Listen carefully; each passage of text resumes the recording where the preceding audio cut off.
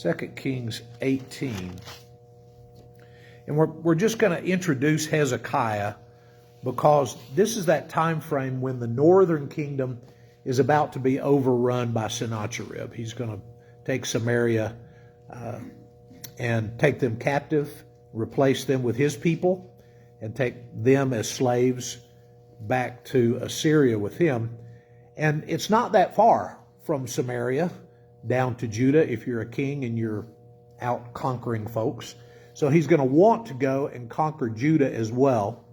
But Judah is in a little bit better relationship with God, at least during this time frame. The last couple of kings of Judah before Hezekiah were kind of the mid-range. They did what was right in the sight of God, but they didn't tear down the high places. So you have kings that kind of the nation is nationally connected to God, but they still have the high places which are designated for other gods, and people are still worshiping other gods. When Hezekiah comes in, he's a much stricter Yahweh king. He's 100% on God's side, and so he tears things down and does things in a different way. But look at 2 Kings chapter 18, beginning in verse 1. In the 3rd year of Hoshea, the son of Elah, the king of Israel, Hezekiah, son of Ahaz, king of Judah, began to reign. He was 25 years old when he became king, and he reigned in Jerusalem 29 years. His mother's name was Abijah, the daughter of Zechariah. He did what was right in the eyes of the Lord, just as his father David had done. That's just as good a indicator as you can get. If David gets mentioned in your pedigree, then you're doing things right. He removed the high places, smashed the sacred stones, cut down the Asherah poles. He broke into pieces the bronze snake Moses had made, for up to that time the Israelites had been burning incense to it. They had a name for it. They called it Nehushtan. So you remember when Gideon won his big battle and they brought him gifts from all of the enemy soldiers. They had taken all this bounty and they bring him a bunch of it. And he makes an ephod, makes an apron out of all of this gold and silver and jewels, and takes it to his hometown. And the people in his hometown set it up and start worshiping the thing. So the people of Israel would just worship anything except the one true God at times. So anyway, they had been worshiping Moses' pole. So now we know what happened to that snake, right? Moses lifts up the snake in the wilderness eventually. They have to tear it up to keep people from worshiping it. Hezekiah trusted in the Lord, the God of Israel. There was no one like him among all the kings of Judah, either before him or after him. He held fast to the Lord and did not stop following him. He kept the commands of the Lord that he had given Moses, and the Lord was with him. He was successful in whatever he undertook. He rebelled against the king of Assyria and did not serve him. From watchtower to fortified city, he defeated the Philistines as far as Gaza and its territory. So he's probably the best king that Judah ever had. I guess you could take David out of that mix. But of the separated kingdom, Hezekiah may have been the best king that they ever had. Now, he's not exempt, and he's going to end up having to pay tribute to Sennacherib.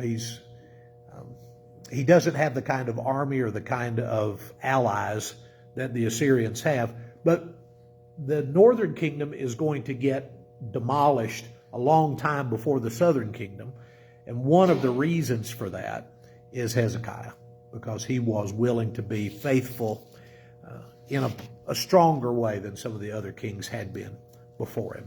All right? So just kind of put Hezekiah in the back of your mind and go over to Micah. It's right after Jonah, by the way.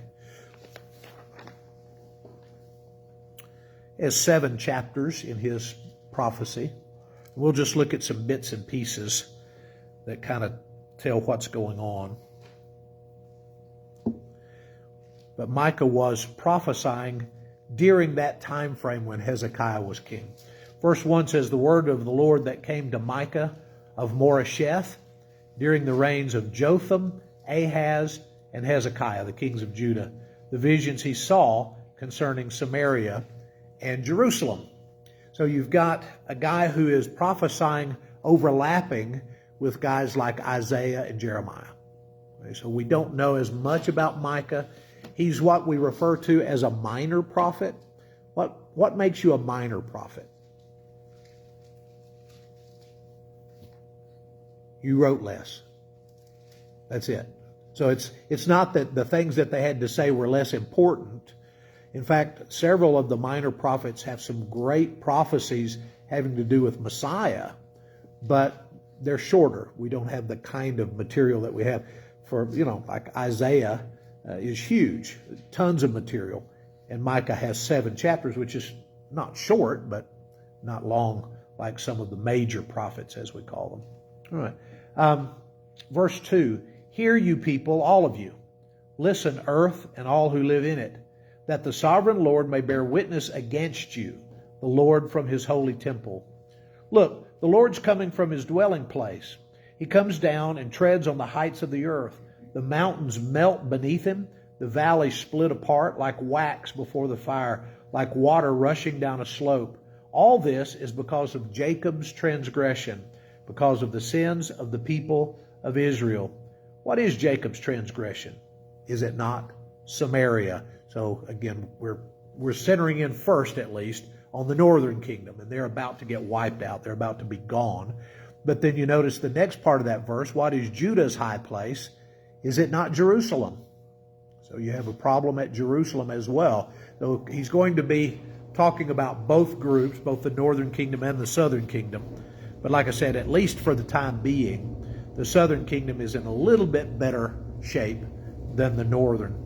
I will make Samaria a heap of rubble, a place for planting vineyards. I will pour her stones into the valley and lay bare her foundations. All her idols will be broken to pieces. All her temple gifts will be burned with fire. I will destroy all her images, since she gathered her gifts from the wages of prostitutes. As the wages of prostitutes, they will again be used. So Samaria was worshiping Baal and Asherah. They were worshiping the golden calf god. And these were fertility cults. So they had prostitutes that were available in these cults. And, for a fee, you could worship. And this isn't the only culture that ever did that. When you get to Rome, the Romans, like the Temple of Diana, they had 1,000 prostitutes that lived there. They had male prostitutes and female prostitutes. So in order to worship, you would go up and you would attend one of their feasts. You would make sacrifices. And if you wanted to sleep with a prostitute, that's part of the whole worship experience. Right? So when people create gods for themselves and create gods in their own image, that's where you end up. You end up with people saying, well, here's the things we love the most. Let's make that holy. Let's make that something that we really want and that should be celebrated. And so a lot of false religions through the years have ended up doing that. Here's some of the reasons for the judgment. Look at chapter 2, verse 1. Woe to those who plan iniquity, to those who plot evil on their beds. At morning's light they carry it out, because it is in their power to do it. They covet fields and seize them, and houses and take them. They defraud people of their homes. They rob them of their inheritance. Therefore, the Lord says, I'm planning disaster against this people, from which you cannot save yourselves. You will no longer walk proudly. It will be a time of calamity. In that day, people will ridicule you. They will taunt you with this mournful song. We are utterly ruined. My people's possessions is divided up. He takes it from me. He assigns our fields to traders.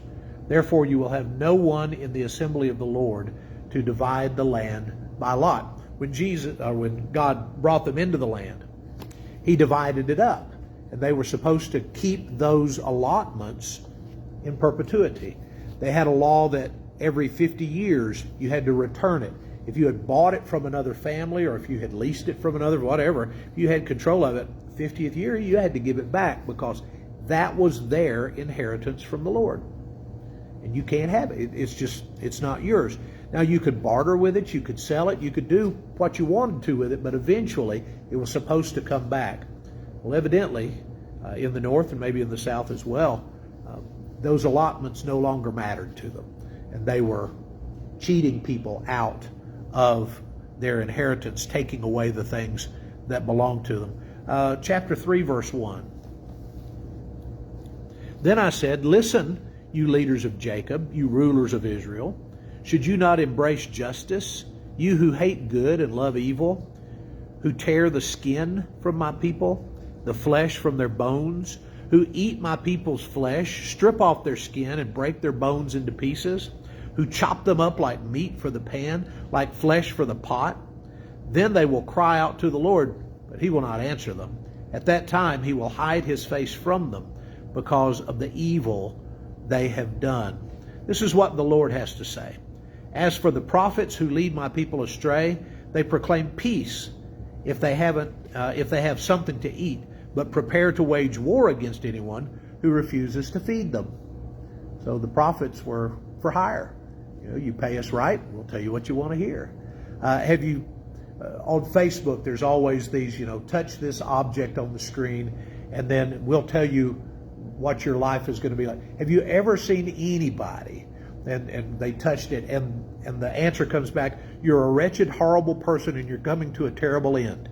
No, it's always, "Oh, this year's going to be wonderful and you're going to be happy and isn't it great who you are?" It's always that nonsense. That's who was prophesying in Israel. I mean, besides Isaiah and those guys who were speaking the word of the Lord, you had a whole bunch of other folks that were for hire, and if you paid them the right amount, they'd tell you what you wanted to hear. We still have that going on, right? There are a lot of churches that are well off. Things are going quite well for them. And part of that, at least, is they're willing to say what people want to hear. Paul called it heaping together teachers having itching ears who will tell you what you want to hear. Look at chapter 6, verse 10. Chapter 6, verse 10. Just a couple of verses here.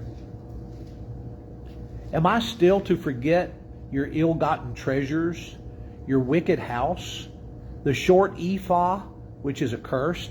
Shall I acquit someone with dishonest scales, with a bag of false weights?" So cheating was rampant. People expected for there to be cheating going on. By the time you get to Jesus' day, and he talks about the way the Jews had developed this system of making vows, like if you vow to the temple, then that means one thing, but if you swear by the gold in the temple, that means something else.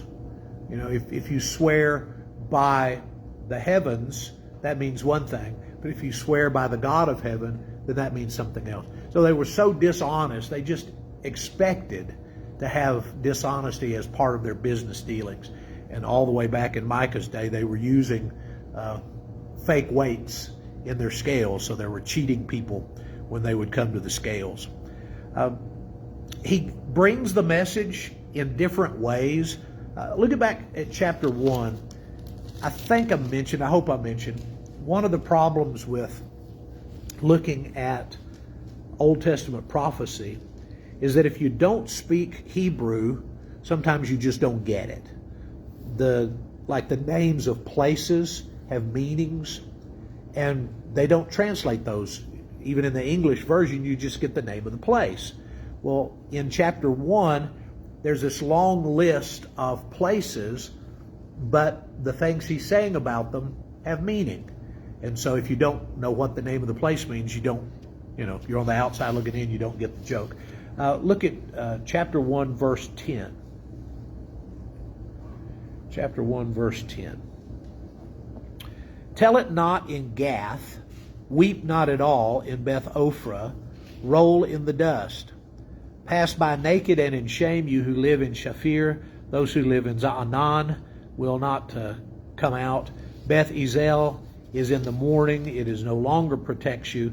Those who live in Maroth writhe in pain, waiting for relief, because disaster has come from the Lord." And you go on down all those different places. I just wrote down a few of them. Gath means tell, and he says, don't tell it in Gath. right? So it's a play on words. It was funny when they heard it, or at least it got their attention. Ophrah means the house of dust. It says they're going to be rolling in the dust in Ophrah. Akib means the place of deception. You liars in Akib. So there's all of these different place names that he uses as a way to illustrate his points that he's bringing to them from the Lord. But the modern English audience, we can barely pronounce the name of the place, much less know what that word means. So hopefully you have a Bible that has a long list of footnotes in it, and as you go through, you can compare.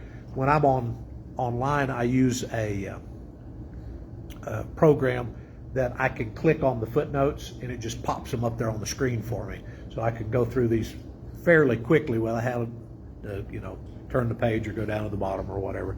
So again, the way that we study now compared to the way that we studied when I first started preaching, two completely different things. Much, much easier to pull things together these days.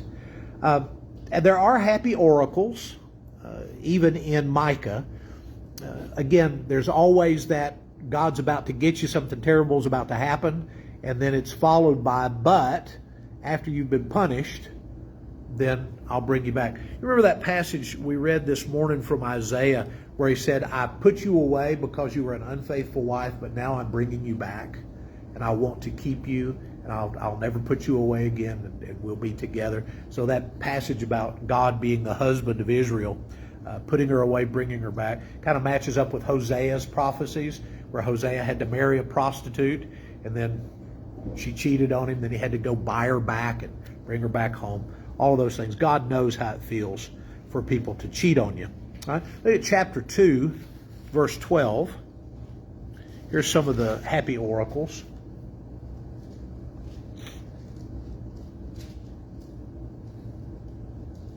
I will surely gather all of you, Jacob. I will surely bring together the remnant of Israel. I will bring them together like sheep in a pen, like a flock in its pasture.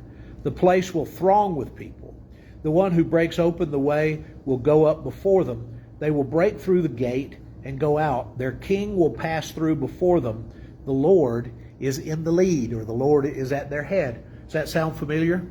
Jesus claims to be the good shepherd. I call to my sheep. They know my voice, and I take them out and bring them pasture. David would say, the Lord is my shepherd. I have everything I need.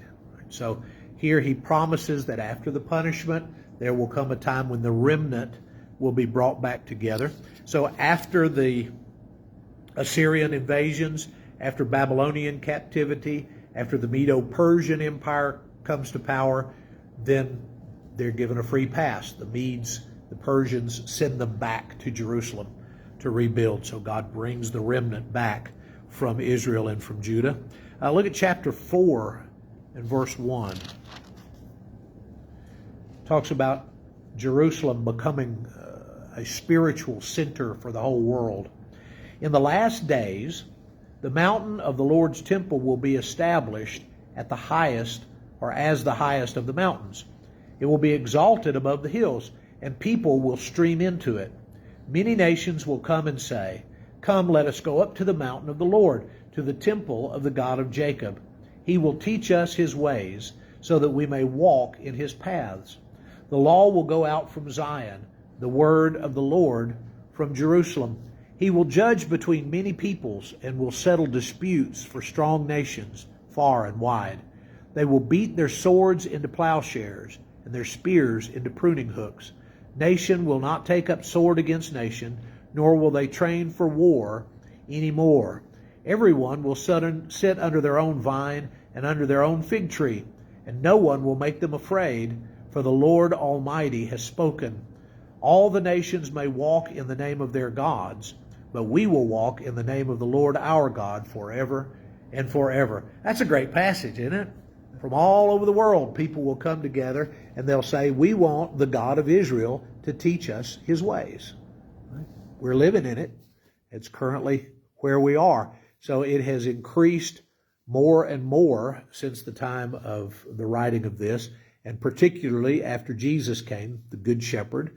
He leads his people, and more people say, I want to know about this God of Israel. People who have never been to Israel, people who know nothing about Israel, but they know the God of Israel, and they want to follow him, and through Jesus, they come into a relationship with him.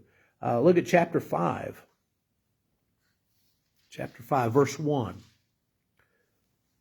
Marshal your troops now, city of troops, for a siege is laid against us.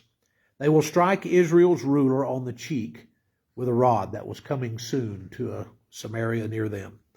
But you, Bethlehem Ephrathah, though you are small among the clans of Judah, out of you will come for me one who will be ruler over Israel, whose origins are from of old, from ancient times.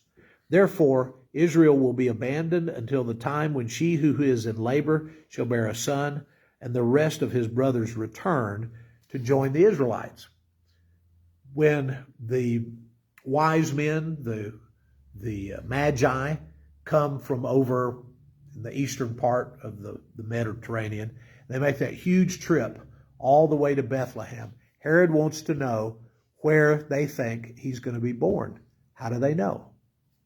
They read Micah. Bethlehem of Ephrathah. That's where the king's going to be born.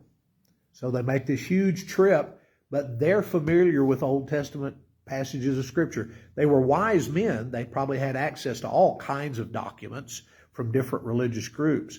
But this passage caught their eye, and they followed that star and went all the way to where Jesus was, because Bethlehem was the spot.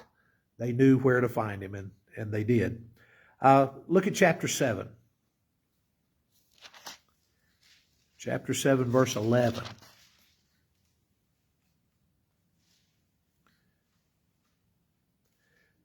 The day for rebuilding your walls will come, the day for extending your boundaries. In that day, people will come to you from Assyria and from the cities of Egypt, even from Egypt all the way to the Euphrates, and from sea to sea, from mountain to mountain. The earth will become desolate because of its inhabitants, as the results of their deeds. So in the future, you're going to come back to this place, rebuild the walls. Right? So when you get to Hezekiah and the rebuilding of the temple, we're talking about another 200 years, give or take. They're all going to come back to Jerusalem, rebuild the city, rebuild their homes, and then eventually they'll get the word from the Lord, hey, you built your house, when are you going to build mine? And then they finally will rebuild the temple. But, a trowel in one hand and a sword in the other, they rebuilt the walls of Jerusalem and then eventually rebuilt the temple. And then look at chapter 6. We'll just look at a couple in chapter 6 to finish up, beginning in verse 6. With what shall I come before the Lord and bow down before the exalted God? Shall I come before him with burnt offerings, with calves a year old? Will the Lord be pleased with thousands of rams, with 10,000 rivers of olive oil? Shall I offer my firstborn for my transgression, the fruit of my body for the sin of my soul? He has shown you, O mortal, what is good. And what does the Lord require of you? To act justly, to love mercy, and to walk humbly with your God. That's some strong stuff.